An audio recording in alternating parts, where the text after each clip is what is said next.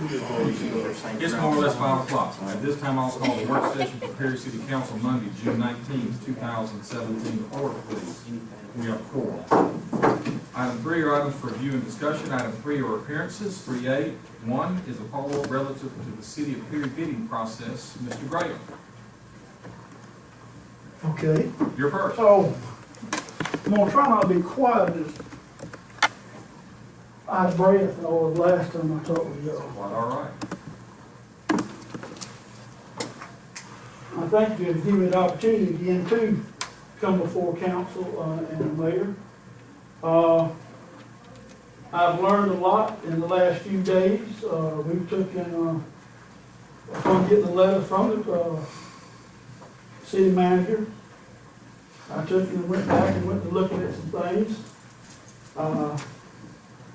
25 hours of council meetings, all the way back to first year. Learned a lot.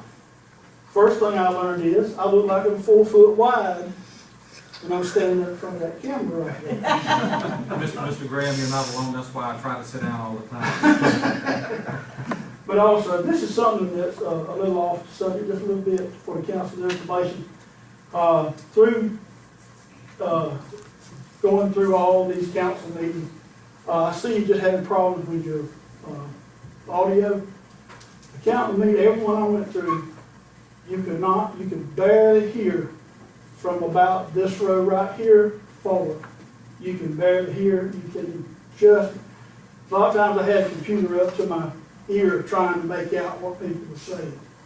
Except for the gentleman, the young man over there, and the other man, the gentleman right here is not here. But they come across pretty clear. But other people, you could not hear them at all. So. Mr. Graham, I had the same problem when I first started listening to it. You go in and adjust the sound settings in your computer. I said everything I could find. But now understand, I'm not literate when it comes to, I got an on and off switch. So that's that. But anyway, I just thought I'd throw that in. When I got the letter from Mr. Gilmore, I asked for specific stuff when the vendor preference. I asked when I was at the bid meeting. I asked when did this go away, and Mr. King said it's been gone for months, or to that extent, not maybe exact words, but to that extent. So that's the reason I asked when was the vendor process done away with. And according to the letter from Mr. Gilmore, the process has not changed, has never been canceled or altered. So I got 2 situations. But I went back and went through all the, like I said, all through the meetings, 20, I believe there's 20 of them. And I just listened to what things were being said. And something I would like for the council or the mayor or Mr. Gilmore to explain is capital projects. Capital projects are not supposed to be used evidently with the local vendor process. And if someone can address that, a capital project, maybe it's some other time, I guess. But if someone would address that, I'd like to know. But we went through, and I went through many vehicles, bid it out, several projects. I got the list and all of them here. So my main objective is to keep money in the city of Perry. We all ought to be striving for that. Perry first, if you will. If we got something in Perry that money can stay in this town, we need to keep it here. If we had a situation where a capital project interferes with that, maybe there's a way we can take and come up with a different plan that will allow local vendors of any kind, the city of Perry, to benefit off of the city of Perry. Therefore, the city of Perry benefits off of them. If you got 75% of your money going to another location, Macon, Bibb, wherever. I mean, you may be, losing a small percentage up front, but when you gain 75, 80% of your money coming back into your local businesses, like me, I live here, I spend every bit of my money here, except maybe for some taxes. But, every vendor's here is gonna spend their money here. They're gonna spend probably up to 75% of their money here. So why don't we protect these vendors? If we have to change laws, I mean, other than just somebody from the federal government, or somebody's coming down and stepping on your head and saying you can't do it, we ought to try to do it. And I'm not here for this project last week. I'm here for vendors this week. I'm not here for myself. So there's a lot invested period. A lot of us have a lot invested period. We need to keep our funds in period. Just like the project I just got through with. Before I even got started, I had about $800 involved in little bitty things. That was vendors here in Perry. Businesses here in Perry. When you got somebody coming from outside, they're bringing their stuff from outside. You go and get a few meals from them. You go and get maybe a couple of weeks, 3 weeks, whatever the project is. You go and get some meals. But when you live here, you're going to spend the money here. So that's what I'm asking the council to do, is to everything in their power to work with the vendors of Perry. And that is basically what I'm going from me to us. So I would like the council to look into that. And if you have to change laws, re-educate people, then I think that's what we need to do. Thank you, Mr. Gray. Council, have any questions or thoughts at this point? I would like to get some clarification on that issue. He said when we had conflict from two city officials saying one saying one thing, one saying another. I'd like to know what the facts are. I'd like Mr. Gilmore to look into that and give us an update at the next meeting, please. Anyone else?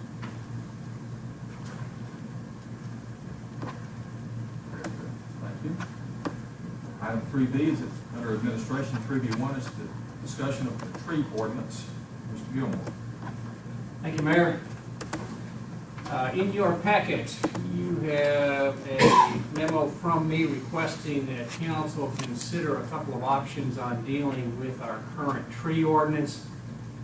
The issue that we have, and some of you all may be familiar with this, particularly on new construction when we're talking about sites that do not have any specimen trees on them, is that our current ordinance has problems relative to how much it requires, and it does not really address what the intention of council was, which is to provide, from a practical standpoint, a number of shade trees that will come up and grow and maintain themselves. So we'd like to recommend to council if they are agreeable, and we provided to you a copy of the procedures that are done for Greenville, which is the largest city. You may remember we had seen some of the examples of their trees and everything in their downtown. That you authorize the use of that guideline for new construction that doesn't involve specimen trees on a site to handle for the landscaping until you can get a revision back to you. I think you would find that this will be more effective relative to landscaping and would ease a bit of a burden on some of the developers and contractors in the city. As you may have noticed, we've had a kick up in our commercial construction going in, and we'd like to make sure that the objectives of the council are taken care of in the most efficient way. Mr. Gilmore, Mr. Wood, do you have any, see any significant changes operationally from following this guideline until we can get something more permanent in place?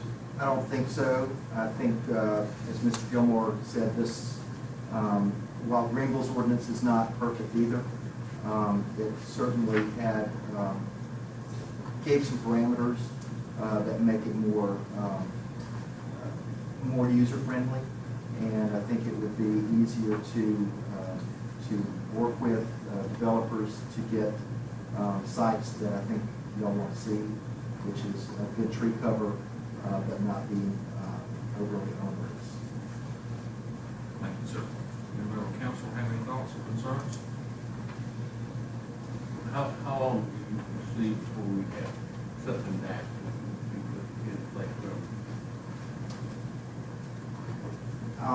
I think that, well, my original plan was to try to get the entire PLDO revised by the end of summer, early fall.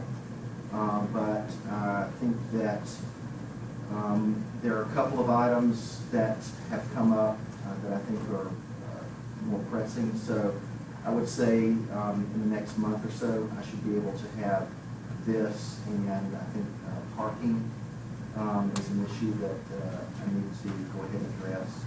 And maybe one other item that I think I can get something back to you pretty quickly on that. Or through going through the process.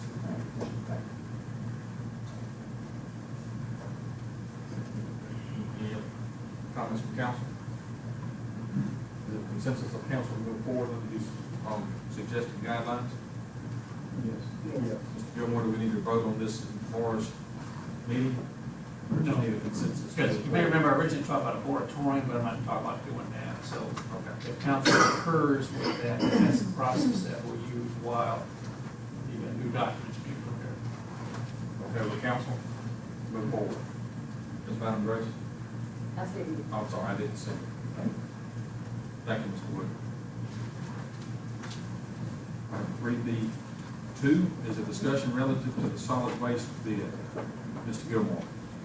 Thank you, Mayor. Mayor and council, in your documents is a memo from me with a couple of questions or areas would like to get a clarification on from you, since you had authorized us to go to bid for the solid waste collection in the city.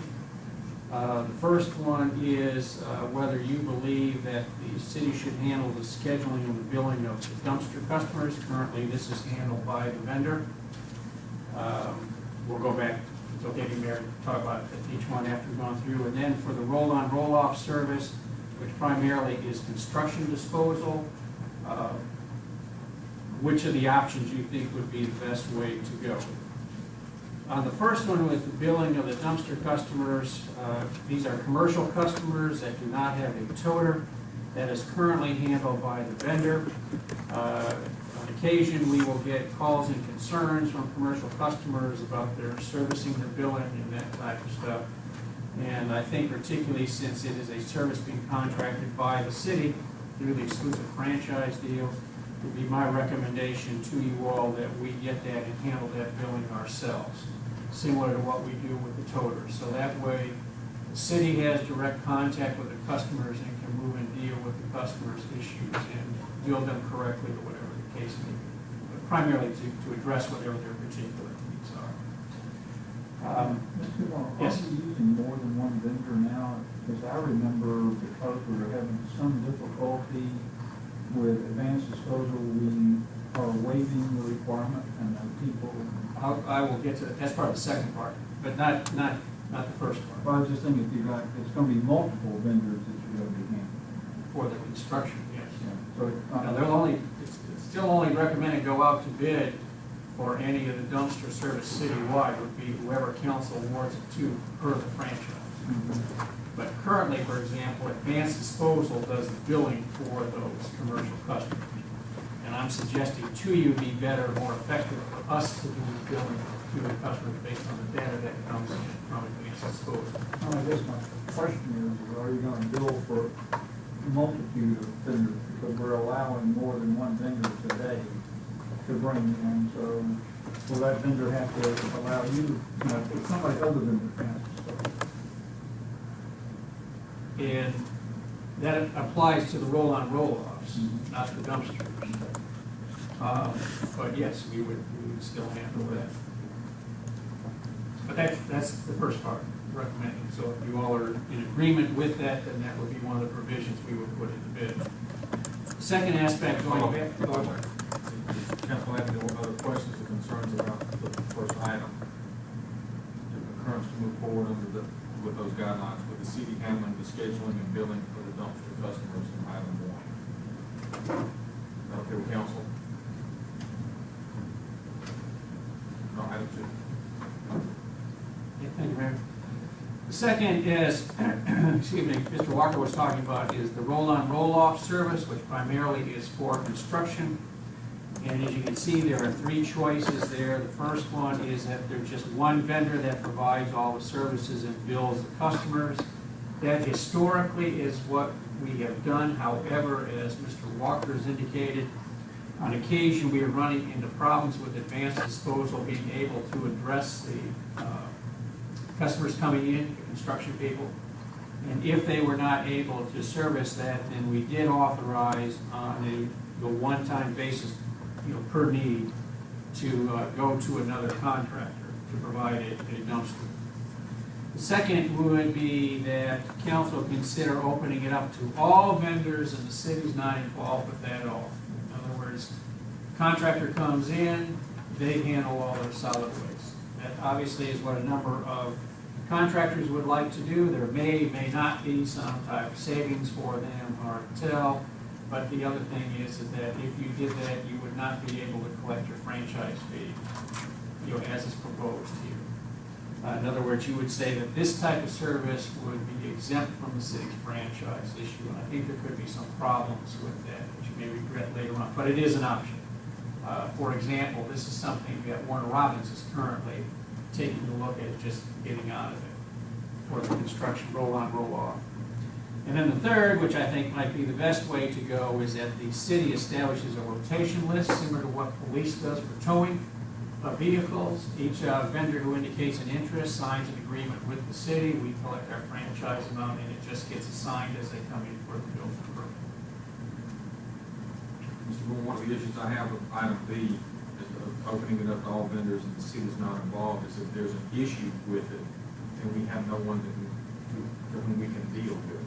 That's correct. You have to go through the construction, whoever is in charge of that construction site, from that standpoint, for trash, or if they're littering the streets when they pick them up and haul them off, and that type of thing. I would have a concern about not necessarily control, but having a way to rectify a situation, and we would not, that I would say. That's correct. In that particular one. Are there any other, if we establish the rotation list, then we would still be foregoing the franchise fees for that as well? No. The different vendors would still have to be subject to that? That's right. They would not get on that list unless they meet all the conditions, which would be payment of the franchise fee, X amount before, all that. Do you know of anyone that's doing it that way now? I mean, I'm sure there are some communities that do that, but I'm not aware. How much of a management issue is that going to cause from the city standpoint? It'd be a slight. I don't think it'd be astronomical.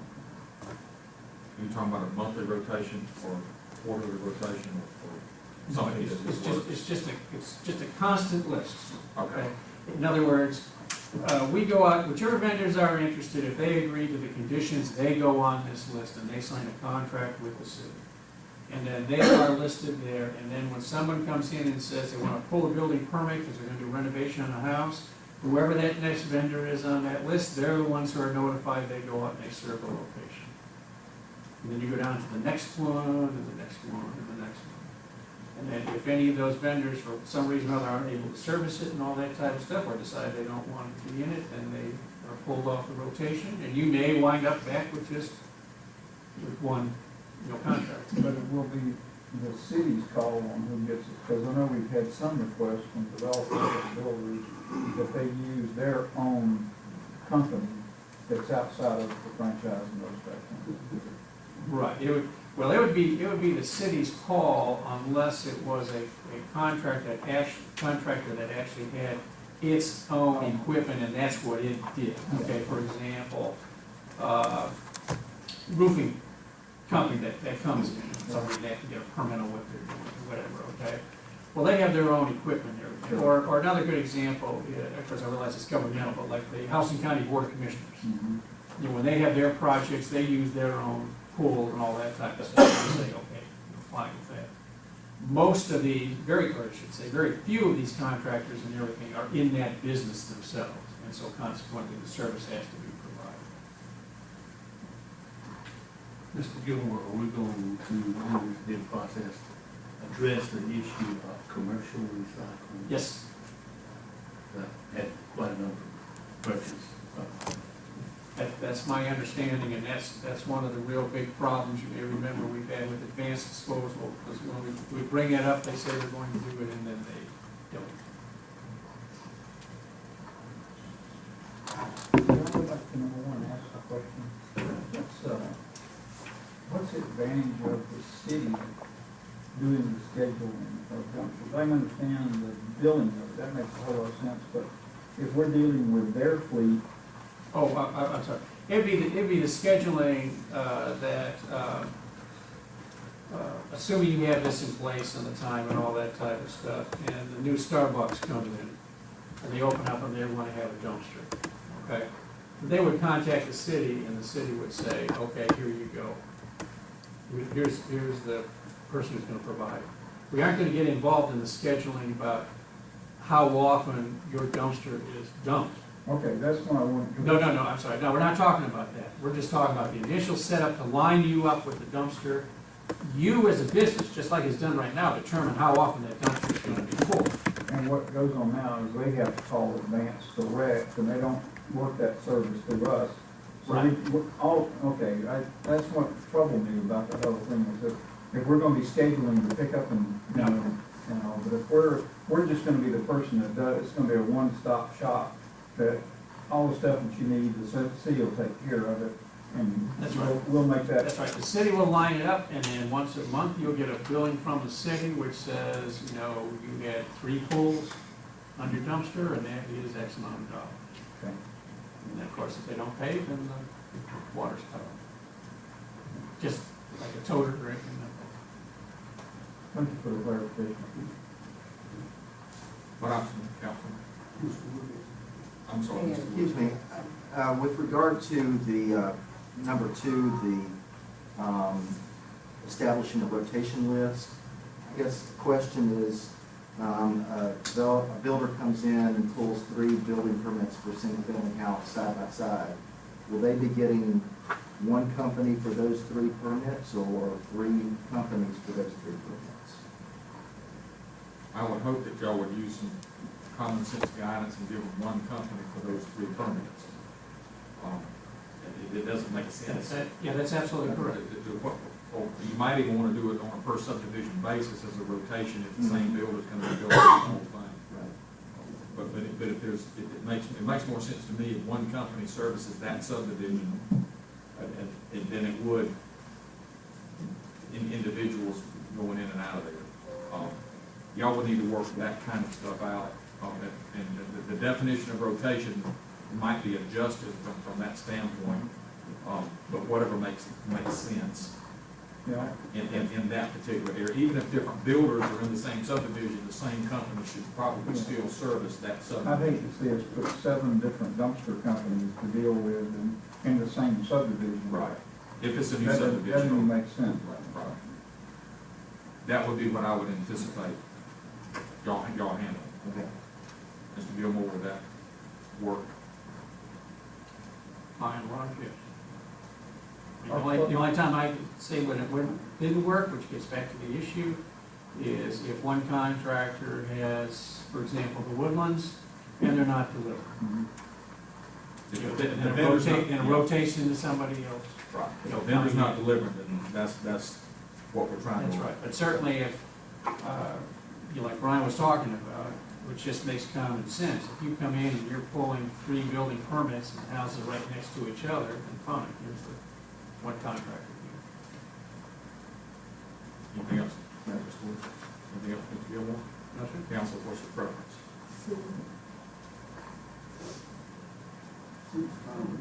C is establishing a rotation list and the signs as needed. And I think that will eliminate some of the problems we have today,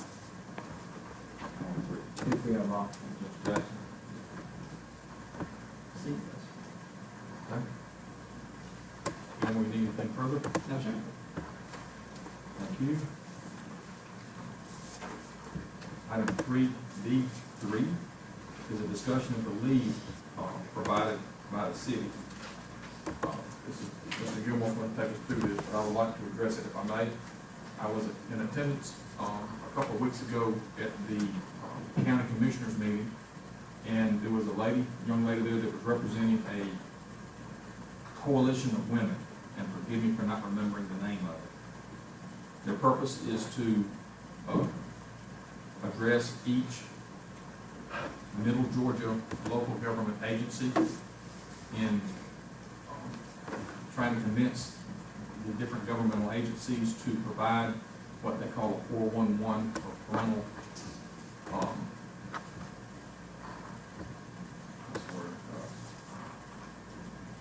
parental leave policy. Thank you. The city of Warner Robins has passed one. Macon Bibb County has passed one, and my understanding is that the city of Fort Valley has passed one. I don't know if they are similar. I know Macon Bibb County and the city of Warner Robins is similar, and council has been provided with that information. The purpose of this discussion is for us to receive information on what it is that the city of Perry currently provides as a benefit from an employee's standpoint, in anticipation of the probable scenario in which we will be asked at some point to address it, but we are not, let me be clear, being asked to address that at this time. I asked Mr. Gilmore to provide this information to council for our information for consideration at a later time. Mr. Gilmore. Thank you, Mayor. Mayor and council, in your package, you have been provided, a short-term disability benefit fact sheet. Also what the accrual schedule is for full-time employees, and all this only applies to full-time employees. A copy of the Macon Bibb parental family leave policy and the city of Warner Robins parental leave policy. Currently, an employee who leaves on maternity leave, as well as any other type of major sickness or anything like that, underneath federal law, it has 12 weeks to be out, and their job is protected or guaranteed if they are able to come back on that. Federal law does not require any payment to go with that. What we provide to all employees for whatever their medical issue is, because we do not treat pregnancy or adoption for male or female any different than any other medical condition, is that the employee accrues sick leave and the employee accrues annual leave.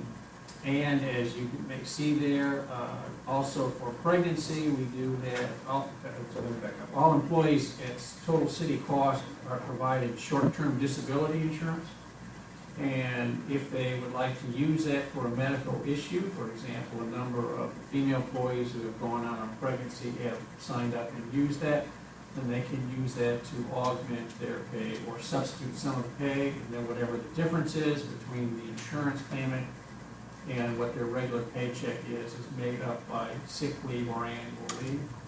Annual leave is not used, no matter what, annual leave is not used unless the employee okays it. Sick leave is just provided to them to use.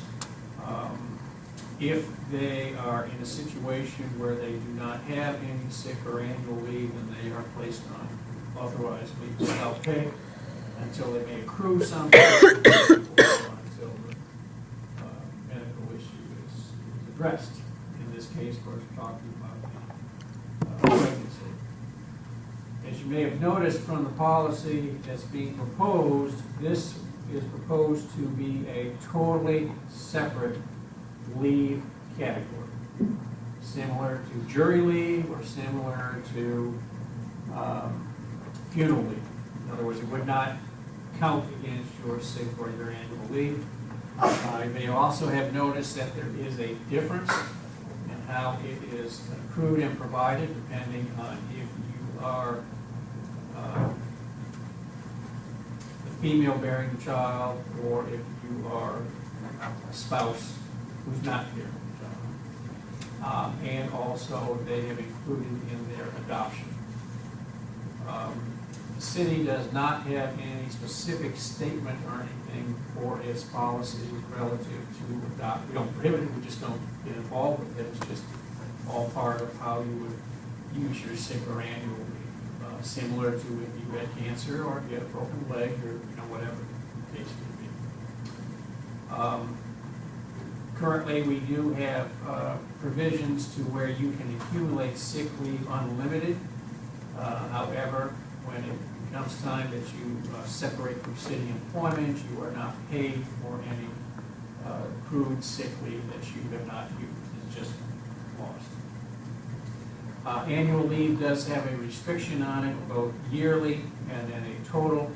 And I apologize, I don't remember exactly what the total is, number of hours, but when you leave city employment, whatever your balance is, up to that maximum amount is paid out. Thank you, Mr. Gilmore. Again, council, I asked Mr. Gilmore to get this information together for us to take under advisement. There is no proposal at this point. The ordinances from Macon Field and the city of Warner Robins is just provided for your information only. I have had a conversation with Mr. Holbert earlier today. I have a few concerns regarding what has been passed in a couple of the other governmental agencies, and I've asked him to look into that. He has promised that he will do that at his leisure and get those answers back to me. And it has to do with my concern that we provide a benefit that is inequitable, but based on a condition. And he is going to look into that. And there may be some other questions of council. If you have some, please let me either Mr. Holbert or Mr. Gilmore know. Again, there is no request of us at this time. I was trying to take a proactive stance in providing information to you so that if there is something that comes up in the future, that we will be better prepared or be prepared to address it, whatever the request may be. Any questions? Council. Mr. Gilmore. Just one follow-up to there. It's not a question of if, It's when. it's coming. My office has already been contacted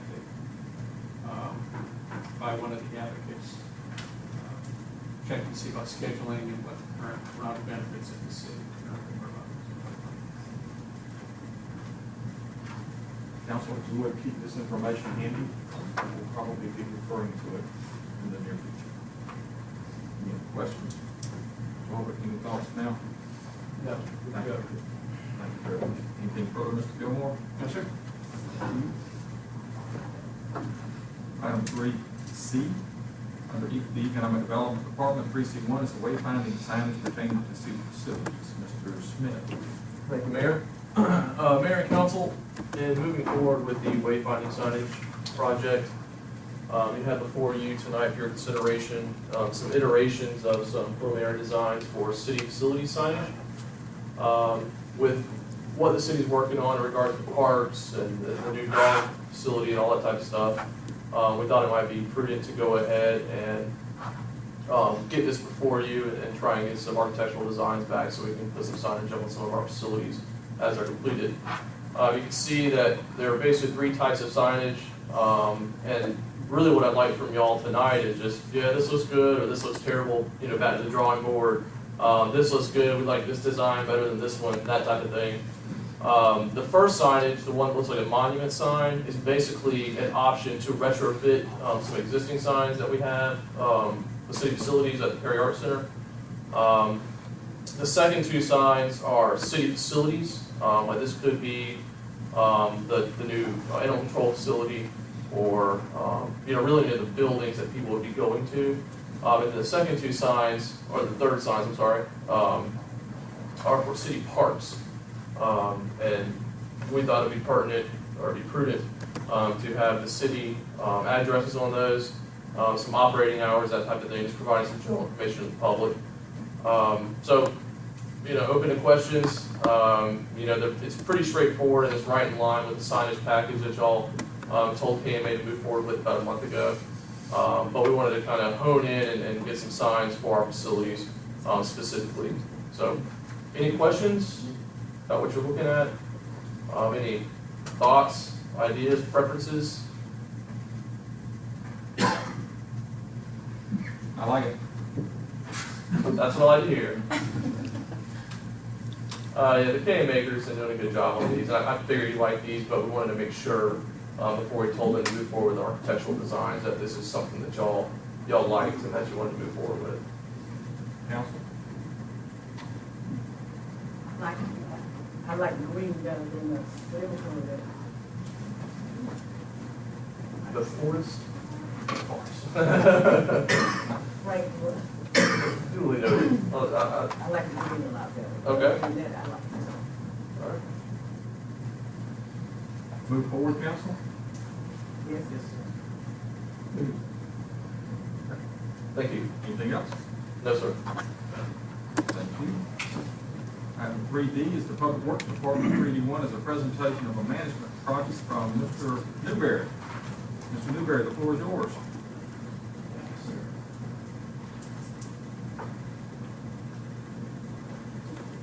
Good evening, everybody.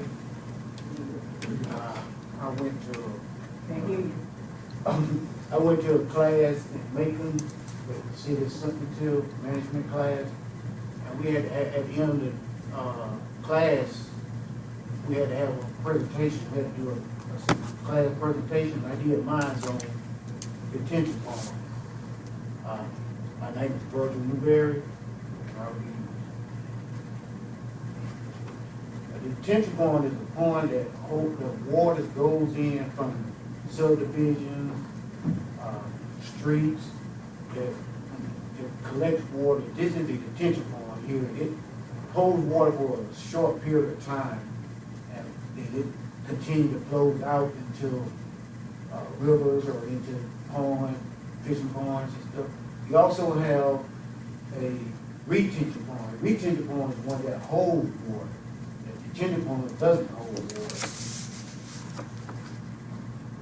These are some of the subdivisions that the city, these are just a couple that the city that we have detention pond that we maintain. We have to keep cut.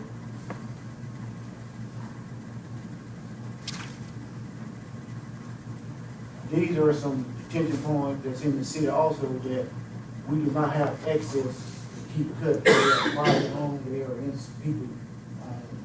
people private fencing, in people private lots that they got fence and stuff around that we don't have access to get to keep the detention ponds. So we hope that they keep them cut so the water can flow from the streets and irrigation into their ponds. My purpose is for us to come up with a monthly schedule plan to keep ponds, the detention ponds that the city are responsible for, cut. Right now, we have about 45 detention ponds that the city is responsible for, right, to keep cut.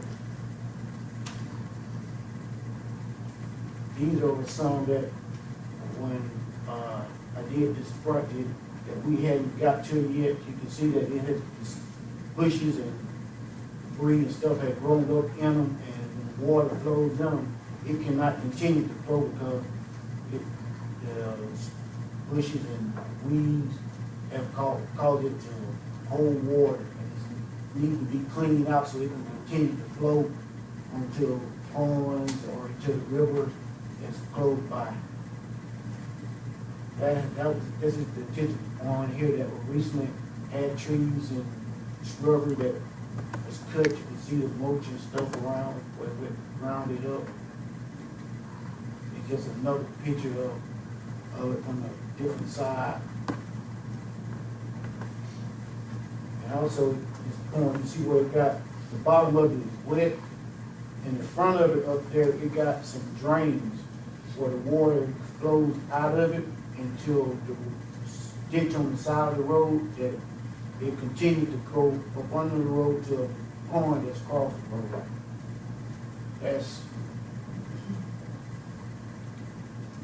This is another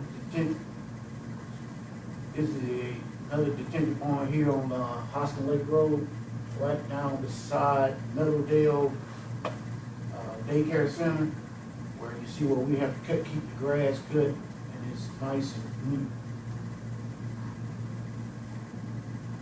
You can see just the same pond, but you see up there at the front where the pipes, there's pipes up there that the water goes in and continues to flow out of and goes across the road to the pond. This water goes to Rosa Park fishing ponds. Right here is subdivision right there. That's Hollow Pine subdivision right there, where when storm or rainwater, irrigation water, it flows and comes through that ditch right there. It's a ditch that it goes in, it comes down through there, it comes into this pond that continues to go over to the Rosa Park pond. It just rainwater that's coming off top of a building that runs into drains. As far as some more drain, this is a drain here, where this is over there on the north side, over there by the high school. Right there, the coldest site right there, it runs into this drain down to that pond right there.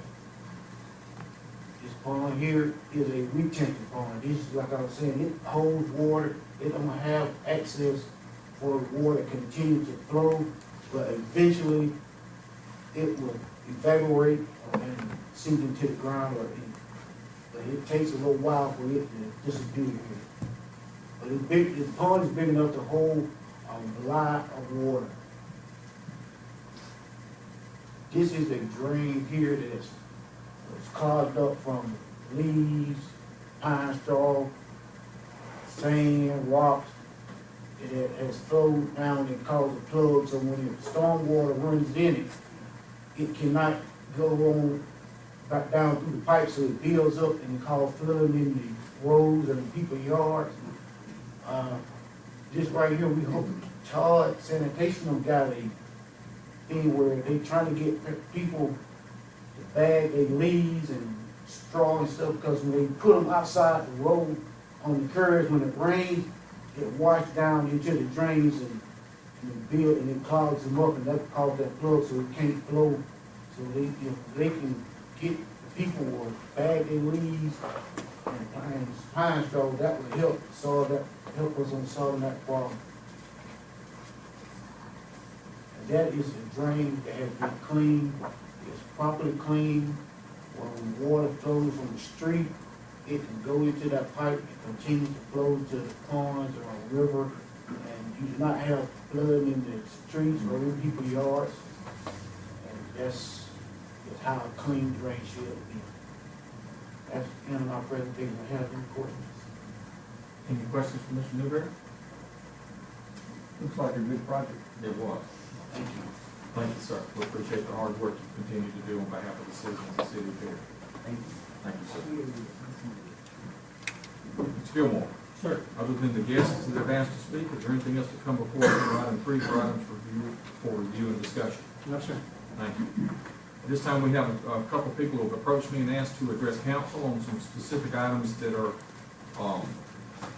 that they wish to address. The first I'd like to speak to, before I do that, I'd like to acknowledge the chairman of the House and County Commissions, Mr. Staunton. Welcome. Thank you for joining us. And Commissioner Larry Thompson, thank you, sir. We're glad to have you on. You're always welcome anytime. Thank you very much. And Mr. Robbie Dunbar, who takes direction from the two gentlemen but does all the work for the county. You got that back. I understand that. We got things just like that in the city of Fair. Welcome. Glad to have you all with us tonight. Mr. Davis Cozy has asked to have some time before council. Mr. Cozy. What? You're up. Well then? They're coming later. We're going to talk about something later on with them. Go ahead. The Sorry for no warning. I wouldn't get so nervous now. What I've come to talk to you about is, back in, March 15th, we had a meeting, with the mayor, chief, Major Phelps, myself. Is that it? Was that people in that meeting? And what we were trying to do is come up with exactly what the relationship between Friends of Perry Animal Shelter and the city was, and codified it. I think that was the word we used, but really put down in writing exactly whose responsibilities lie on what side, for economics and liability in the whole, now you know. So when I suggested that two people that really need to be at the table were Lynn Gibbs, who runs FOPAS, and Andy Reed, who's the animal control officer of the city. So they got together and basically laid out what, over time, how we work together. Basically the roadmap of how we're able to save 600 animals a year in Perry, and what exactly we do together to make that happen. So if I may, I want to pass out, well, let me just, before I do that. So the next thing, okay, so we have that meeting, and the next thing I do is I read the paper that the city has talked about some type of proposal between FOPAS and the city, but it was postponed. It was from a work session, I guess. Or maybe it was for a council meeting. I don't remember what it was, but I didn't know anything about it. The last thing I knew, we had both signed off on a document which Lynn had signed it and Angie had signed it, basically saying, yep, this is what we do as a memorandum. Then I read the minutes of the work session. And the quote in there, and I know maybe the tone or whatever is missed, but Mr. Gilmore stated that the city's responsibility is to handle animals as a nuisance, and it is not the city or taxpayers' responsibility to rescue animals. That statement it was the next thing that I learned. And then I got in the mail a resolution. And really, if you take, maybe I'll just let you go copy to this, you can look at it.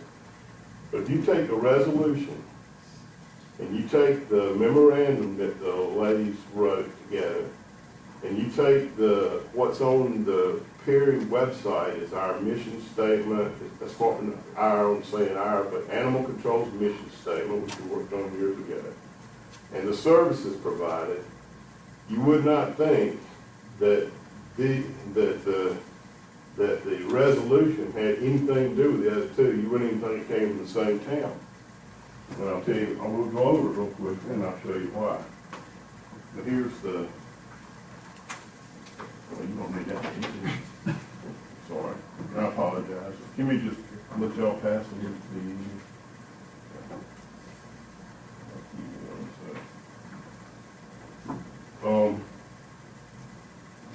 Let's go over this resolution real quickly.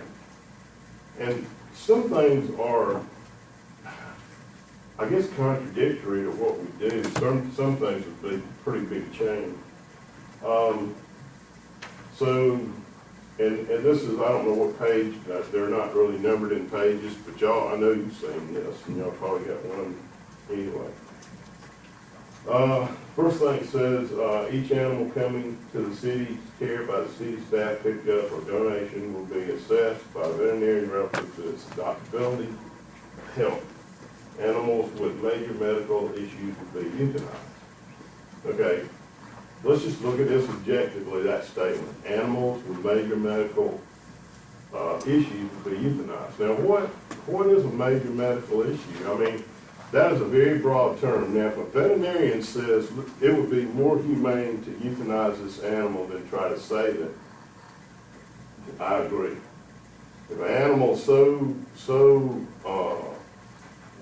its demeanor, and, I mean, it's a vicious animal, obviously, there's no way, that we don't have the capacity to handle animals like that in our shelter. But an animal thrown out of the window of a car, which has a broken hip, you know, we've got one right now, we just adopted. You know, an animal, a beagle comes in with a really badly broken front leg. I mean, we paid the vet bill to have it in a cast. We nurtured it back and, you know, and it ran around for a long time. It was already adopted before it even it was pre-adopted, we could say. A lot of animals that have major medical conditions because of the wonders, it's a two-edged sword, this social media. But because of, you know, being able to reach out to people, we can get them, we can get a pretty major medical condition funded before, you know, before it even gets through being done at the vet. So, you know, that sentence within itself needs some adjustment, okay? I mean, I think it does. Then, number 2, animals to be retained in the city's care for 10 calendar days. Well, not all animals that come in are stray animals. You hold a stray animal because you hope you can find the owner. You know, hope it's a lost animal, not a dumped animal or whatever. I mean, there's not just a bunch of animals running around that probably aren't from, unless they're dumped, unless they're let out here, or end up in the tree at Chick-fil-A like the one the kitty cat did that day right before Mother's Day, that Saturday. I had to get it with a bucket truck. But, you know, there's no reason to hold an animal for 10 days that you know the path stop. The little old lady goes in a rest home and her family won't take her Chihuahua that's fully vetted. There's no reason to put them in jail for 10 days. We can try to adopt them that weekend if that's the one. So that sentence is, you know, maybe strays that will be retained for 10 days, but there's no reason to retain them all for 10 days. Okay, number 3 is animals suitable for adoption at the end of 10 days to be donated to FOPOD or any group interested in adopting any animal not accepted for adoption will be subject to euthanization depending on available space. Okay, well, we've always operated under this. As long as we can keep that shelter under capacity, and that's what we've worked on for the last 15 years, is keeping it under capacity. We don't really worry about the fact that we've got dogs or cats that might take a little bit longer to get adopted. Our goal is not to have any adoptable animal euthanized. So I guess you could interpret that way. Number 4, the city will not handle any adoptions. Well, we have animals that they're 10 days are rough on a Tuesday, let's say. And so Angie will take them, she'll put them in the truck, take them to Westmoreland, get them spayed neutered, and then bring them back to the shelter, awaiting us to take them on Saturday, because now they're only in the adoption program. So I don't know why you just say the city will not do any adoptions. I mean, we got this new facility down there, and Angie, you know, it's not a burden on her. She doesn't know why in the world she wouldn't have the ability to adopt an animal.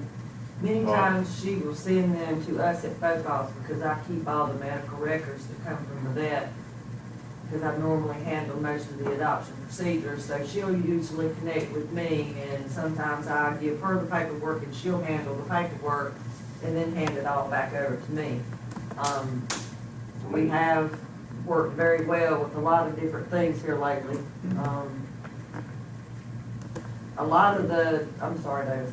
A lot of the statements on this second sheet that you've got here, they're not very clear statements, which is a little confusing to us because we just want to do what's right by the city, do what's right by the animals and the people in the community that own these animals. Just to give you an example, recently there was a dog picked up and taken to Westmoreland.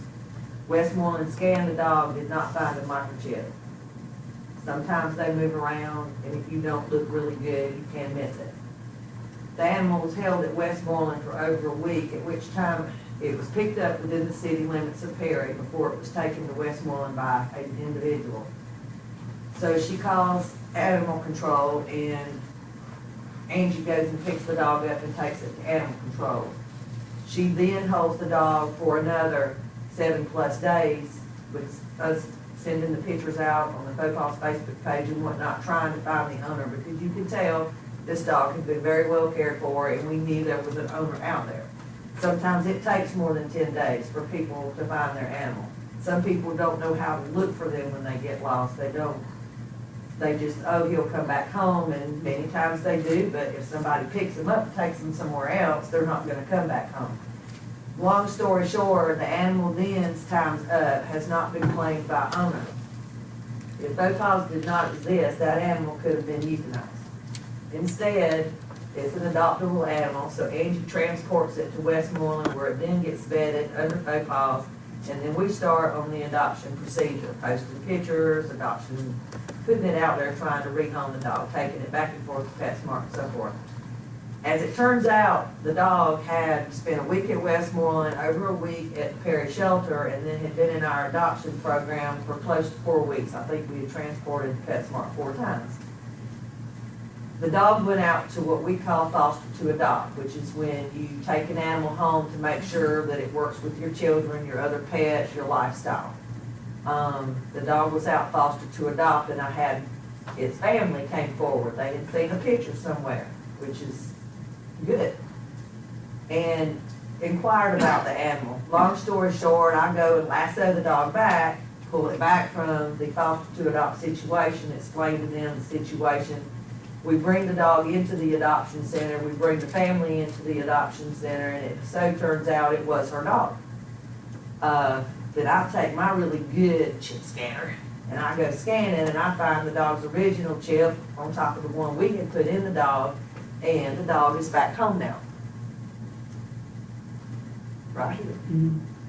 So, Angie and I work very hard to work together. A lot of this here, I don't know who wrote this, but if you read the first one and then read this one is much more clear as far as how we work together to make things smooth. We try not to have conflict. Botas does not want to butt heads with the city, animal control, or the community. We are just trying to provide a service to the community and support the animals in the community. We see a lot that you guys would just be amazed at, and I'm sure you don't want to hear about it, but I guess what Davis is trying to say is a lot of what's on here needs to be a little bit clearer.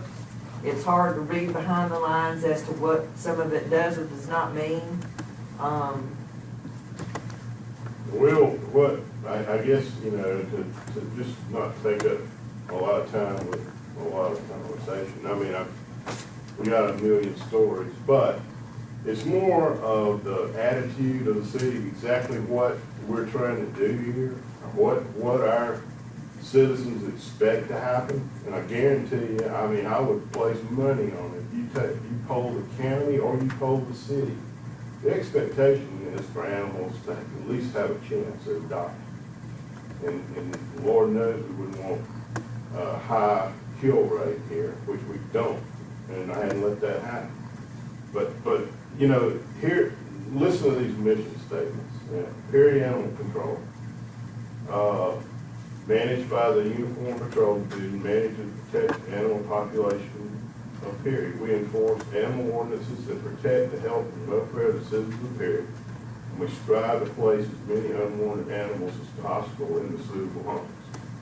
I mean, what a great mission statement. And us working together have made that happen. I mean, You know, and I'll close with it, and what we're asking for is let us work to come up with a, you know, a statement or a group of,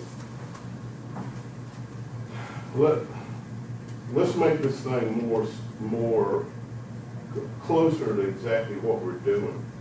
Because really, it's not something that's broken. I mean, it's not the liability, we've got liability insurance now, we didn't used to. We used to work under Perry's, you know, just the Perry's liability, and probably there were some problems there. We got liability insurance. And each week, We I got- have a sheet where I sign off, I have to log in the animals that are going to our adoption event or in our custody at the adoption center, to where we are at that point liable for their behavior and anything that could come of their existence.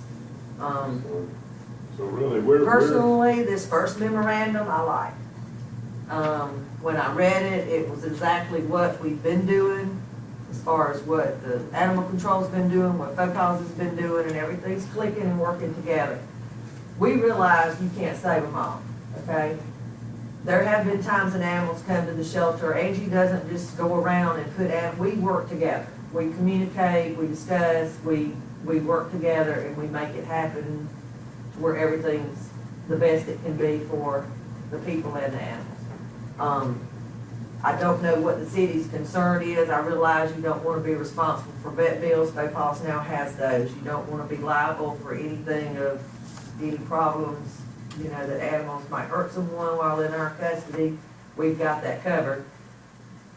I'll tell you, We're just a little confused what you want, because we get this, which we like, then we get this, which we don't understand. So we're just trying to figure out how to work and keep an even flow where we can do what we do and the city can be proud that we're here. And Angie doesn't have, you know, what people see when they see the animal control truck, okay? You want them to, you know, see the dog catcher coming to take my dog or something. I mean, we've done some things like this. We've got money on the account at all 3 veterinary clinics so that she can, when somebody says, she goes up to a house and they don't have a rabies tag, well, you can write them up and cite them and fine them and give them a summons or whatever. But, you know, what's that really gonna do? I mean, the thing is, what she can do is, she's got these accounts that she can draw on without having to worry about any repercussions. I mean, there are credits at all 3 veterinary clinics. So she can stay neuter a dog. The lady says, I wish I had the money, I'd stay neuter my dog. Well, we've got that program. We don't advertise it because we don't want it abused, but we let her use her own discretion about it. You know, it's basically just funny, but I'll leave you with this, because everybody is enamored with Greenville, South Carolina. Well, let me tell you, they look at their animal control and what they're doing in Greenville County. It's a model for the whole South. And their mission is, Greenville County Animal Care is dedicated to promoting the compassionate treatment of animals in our community through adoption, education, and affordable spay, neuter, and veterinary care. And they have the largest, they've got a huge operation up there. You know, Greenville's 60,000 people, you know, same as Warner Robins. And they're basically saving 90% of the animals. So everything's scalable. But if y'all would just give us, your next council session to work on this proposition, we sure would appreciate it. Y'all got any questions? Any questions of Mr. Cozy from council? I'd like to thank them for all they do for animals. They do a super job. We need to work with you anyway, and where you want us to within reason. Well, thank you. Appreciate the time. Any others? I have one question. Yeah. Because you Yes, sir. stopped at number 4. Number So 4? I was wondering if you had any other, I guess, questions or concerns relative to the rest of the item. Oh, I know we come down for long Before I story keep short. interrupting, I'm good at that. Long story short, doesn't mean what it says. in. When Well, the city's well, care, each animal will be given basic Basic medical care care and and support, support. okay, here's a good question to think about, you know, I mean, if FOPAS didn't exist, what type of veterinary services would you use to keep the shelter healthy? Now, you know, if an animal is assessed, which here is assessment, they do assessment. We've even got an area for quarantine or, I think it's quarantine until they're assessed and can go into the other areas. We don't want to bring in an animal with parvo. We don't want to bring in an animal, we don't want to bring it into the population. Luckily now, because of the way our new shelter is designed, we can isolate one area and we don't shut the whole thing down. But there's some basic good shelter medicine practices that normally follow animal control. And we can look at those. We can even help fund them, see if it's going to be an astronomical cost. I just don't think it would be. Some shelters actually chip every animal that comes in there, unless it's one of those we talked about that needs to either be humanely euthanized or because of behavior, just incorrigible behavior needs to be, put down. They go ahead and chip them just right off the bat.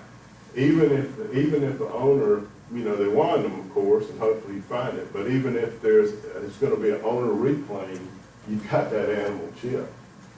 And eventually, hopefully, we'll work towards having a registration program, at least in Perry, always county-wide, where a chip is the way you register your animal. I mean, you can say you gotta wear a tag and, they pull out of the, if they're chipped, we can find the owner.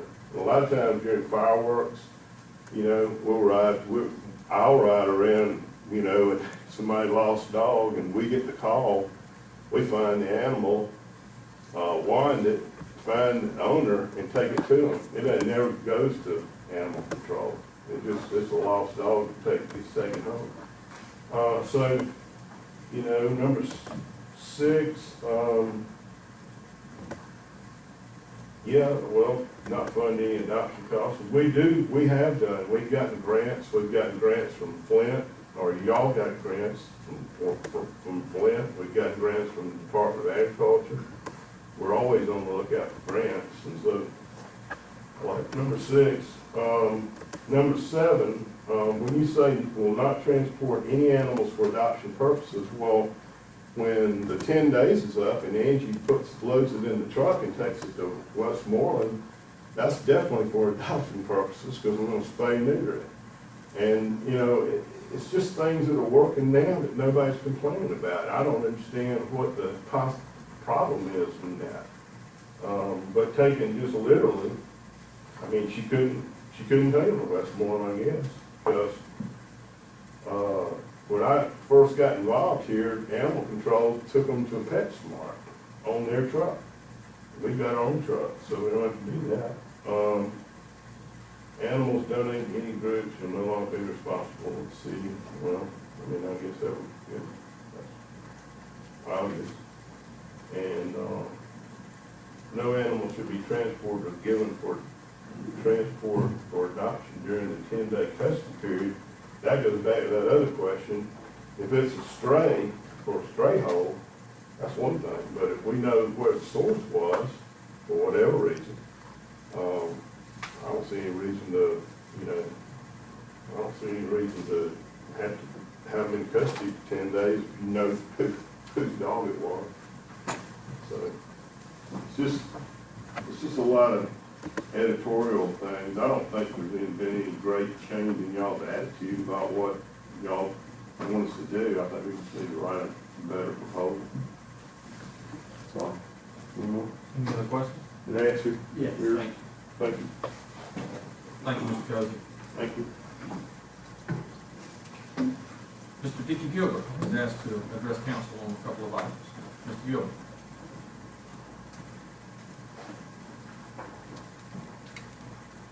With the Middle Georgia Amateur Radio Association, I think there's been some discussion about using the shelter under the Armory watt-hour per hour ham radio repeater. And I see it's not on the agenda tonight. I'd like to know what the discussion is, when it's going to be on the agenda. The reason I'm rushing this is this is getting into the tornado season. And we had a storm go through Fort Hill, and we need that repeater up and running. And we just need permission to do that. And also there's a repeater that was actually working in that shelter, and we, as far as I know, haven't found the owner of the repeater. It was sitting there hooked up with the antenna, lights are blinking, and nobody knows who owns it. So I suggested unplug it, and maybe they would come forward. But to my knowledge, nobody's come forward. And we would like to use that repeater because it's exactly what we need. It's a modern repeater, and we've got an old one. I just want to know when it's going to come up for discussion. Or can it be discussed tonight and put on the agenda for tomorrow to pass it? It can, but it won't. We need more information in order to make a decision. We've already asked Mr. Gilmore to get that information back to us, and as soon as that has been done, then it will be scheduled for the next work session, Mr. Gilmore, is that correct? For discussion, and once that happens, we'll make sure that you get notified of when that discussion will happen. Okay, and I do have the paperwork that says we own the frequency, we own the location, but we were on that, in that shelter for years and years, and then somehow or another the antennas got taken off the tower, and we're not sure that the antenna that's up there now actually is ours. So we're going to have it analyzed to see if it's our antenna. Does anybody know if there's anybody come forward that owns that repeater? Not to my knowledge, but again, if you'll share the information you have with Mr. Gilmore, then we'll be in a better position to discuss it when he gets the other information we've already asked for. I've got one more item. Is everybody familiar with the Lime Rock Road? It connects the old Elko Road to the bypass. There's no line or stripe or anything on that road, and I've been trying for the last 2 years to get a stripe right there. And one reason I got there's no stripe, the city doesn't stripe any residential streets. And there's no house on that street. And it's, if anybody drives down that road from Elko to the bypass, it makes a 90-degree almost turn to come into the bypass. And all that striping is gone. And really, you really don't know where the turning lane is, or where the straight, or whatever. And it would be nice to have a stripe on it. And I just wonder why it hasn't been striped. I can't answer that question. I'll defer to Mr. Gilmore, and we'll get that information together. Okay. So we can answer that now, Mayor. You remember we talked to you all, always having a striping be done when we resurface Elko Road. And you all had said that was going to be your priority project for the LMIG 2018 funding. And I noticed the Elko Road is not striped also. It's just more off. But that's a project coming up, in other words. And that would be addressed with the Lime Rock Road. Yes. That's all I got. Thank you, sir. Anyone else like to address council at this time? Thank you. Item 4 for council member items, Ms. Bynum Grace. Mr. Jones. No. Ms. Walker. No. Mr. Hunt. No. Mr. Jackson. No, sir. Thank you, Mr. Gilmore. No, sir. And Mr. Holder. No, sir. Thank you. Item 5 are department head items from the Department of Economic Development. Mr. Smith. Mr. Mayor, I do have a couple of items for you all this evening. You should have all received an invitation in your boxes for an event on Wednesday during lunch. The I-75 Corridor Council is having a visitor. It's basically going to provide an update as to what the council is doing, some of the efforts we're taking at this point in time. And it's at Creekside Catfish on Highway 96, 11:45 to 1. If you can make it, please let me know, and I'll get the word to the proper folks on that. And next week, the time has arrived, the housing fair, Perry's first ever housing fair. We're going to have 14 exhibitors in attendance. ranging from local resources to state resources, federal resources, anything from helping you purchase a home to do improvements on your home, to legal services, so you can, help to create a will or deal with some air property or that type of thing. The event will be held at Faith Bible Fellowship Church. We're trying to control for weather, and that's at 517 MLK Junior Drive here in Perry. All are welcome. It's a free event. We're going to have refreshments, prizes, that type of thing. And it starts at 3 o'clock, and we'll get over at 6 o'clock. Again, next Thursday, June 29th, 517 MLK Junior Drive. Hope to see everyone there. That's all I have. Thank you, Mr. Smith. Thanks. From the police department, Chief Lynn.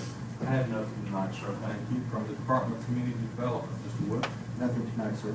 Thank you. From the Fire and Emergency Services Department, Chief Parker. Nothing tonight, sir. Thank you. From Finance and Administration, Ms. King. Yes, sir. Something tonight. Today we received in the mail our certificate of excellence in financial reporting for our 2016 audit. So another one for the collection. Fantastic.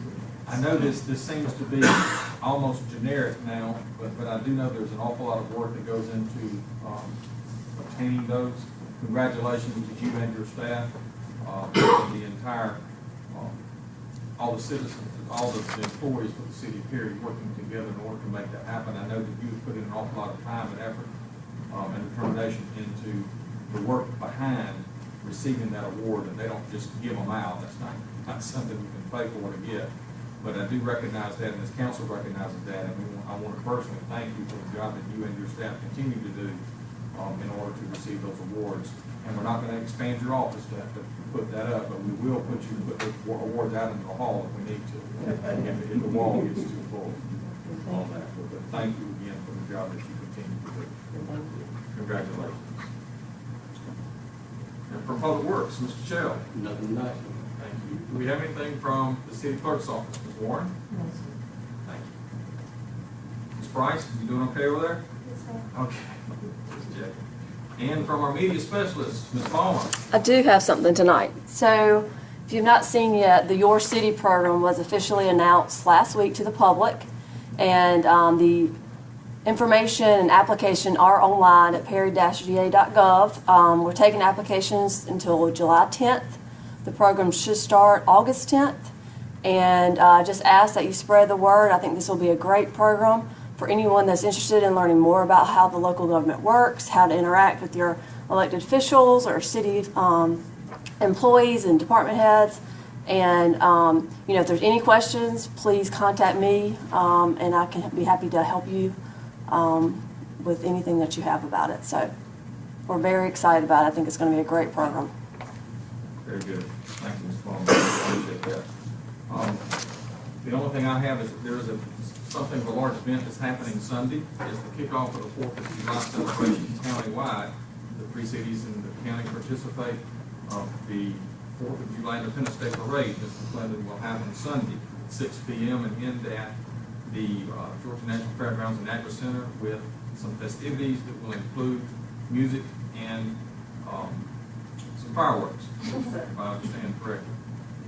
And we're going to ask Ms. Final Grace to make sure the weather holds off long enough for the fireworks, if you don't mind. I'll remind council that we do have the Georgia Municipal Association's annual meeting. Will be in Savannah this coming weekend from Friday until Tuesday. I wish you all safe travels. This is, you may know, where we receive our continuing education that's required from each elected official, as well as some staff members do the same thing. And, but as important, if not more so, we have an opportunity to speak with other elected officials from across the state, 530 some odd cities now we've got to count. Not all of them are represented, but most of them attend. Both mayors and council members and city attorneys and city managers and the city administrators. It's an excellent opportunity to hear what's happening positively and negatively in other areas, so that we don't necessarily have to reinvent the wheel. And I do know that Chairman Stoner, there will be some representatives from the ACCG there as well. They go and support our organization. We appreciate that from that standpoint. So we, again, try to work together where it makes sense. In Our next regular scheduled meeting is tomorrow at 5 o'clock. Our pre-council meeting is upstairs in the small conference room. Our council meeting is tomorrow at 6 o'clock. All of our meetings are open to the public. And I appreciate your interest and your participation. At this time, I'll entertain a motion that we go into executive session for the purpose of real estate. So moved. There's a motion and a second. Any discussion? Hearing none, all those in favor?